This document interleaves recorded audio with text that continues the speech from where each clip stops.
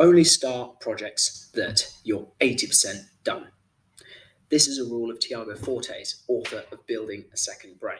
And in today's video, I'm going to explain how you can create a system where every project you start is already 80% done before you even have the idea. Secondly, I'm going to explain why I've struggled with this and how I'm adopting these methods I'm about to outline in this video.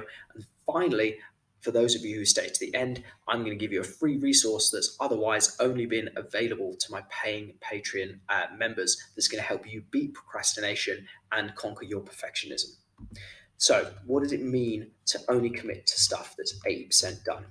Today's video is the tale of two projects. One was an ebook that I knocked up in less than 2 hours. The other one was a project I worked through every single day for 6 months and still haven't completed, and unfortunately have had to decide to abandon completely, or at least temporarily, whilst I figure out how to build my second brain.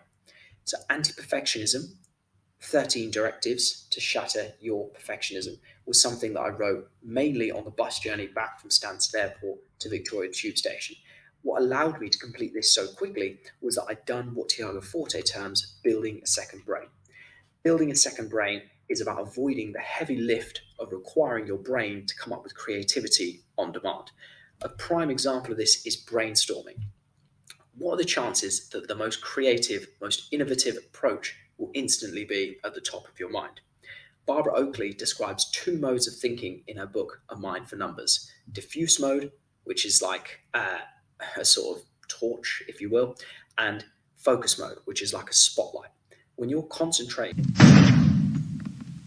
Oh, I'm sorry. Did I break your concentration? On a problem inherently or specifically, that's focus mode. When your mind is sort of whirling, like for example, being in the shower, just about to drift off to sleep, driving to work, that's when your best ideas are going to come. Yet we tend to think, right, time to get creative. Do it now! As if we can flick that creative switch on and off. This is where Tiago Forte's acronym CODE comes in. Ironically, Anti-perfectionism is a resource I wasn't actively planning to create, but the concept of building a second brain meant I was 80% of the way done before I even had this idea. So let's get into Tiago Forte's CODE method. Phase 1, capture what resonates. When it came to the idea for anti-perfectionism, I'd already read Tim Ferriss's 4-Hour Workweek, John Acuff's Give Yourself the Gift of Done, Gary Keller's The One Thing, and I had Greg McKeown, author of Essentialism, on my podcast. What I learned was an important lesson, which was if you don't prioritize your life, someone else will. And I'd already shared his Essentialist intervention via my Patreon. The format of Anti-perfectionism was inspired by Richard Templer's Rules of series, where Richard's subconscious explains the misnomers of life's rules which people get indoctrinated to subconsciously follow without ever questioning.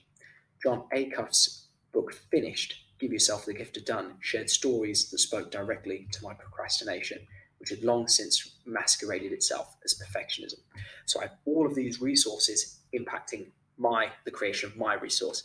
I didn't have to come up with these ideas. It was just a combination of these resources plus my life experience packaged up using formats I'd used for previous ebooks from a design perspective. Now we move on to phase 2, which is Organise. Building a second brain is about creating a digital archive which makes the connections between these different resources, such as the books I'd read, my personal experiences, and reflections on the content in them, seamless. One of the methods I use as part of this Building a Second Brain is my highlighting system on Kindle. So I have blue highlights for stuff that is an interesting story or an anecdote, but it might not be something that fits neatly into a project that I'm currently working on. So it could be useful, but I don't know when. The second level of my highlighting system is my yellow highlight, which is stuff that's important, but not necessarily immediately actionable to where my life is or what project I'm working on. My orange highlight is stuff that I think is not only important, but actionable.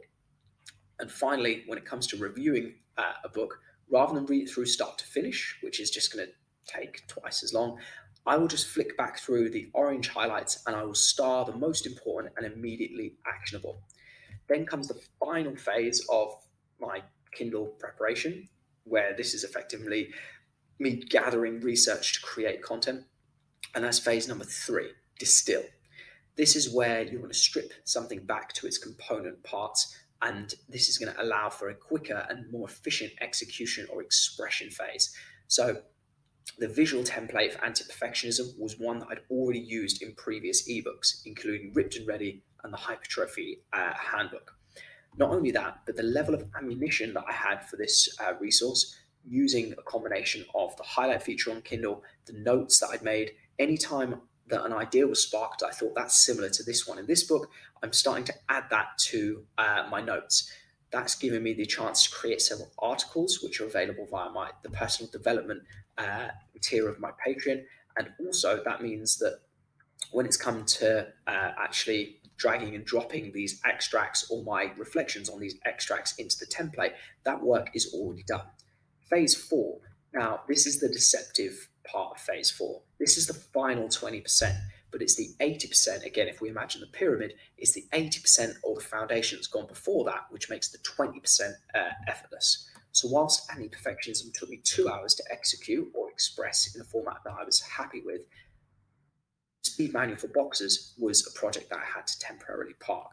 The reason for this was every time it came to me sitting down to write my boxing speed manual, there was yet more for me to research.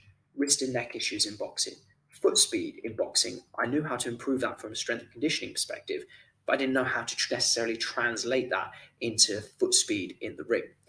Improving head speed in boxing. This is something that from a coaching perspective, I'd learned about techniques of moving the head, slipping, rolling, weaving, but I hadn't learned how you can impact this from a strength and conditioning perspective.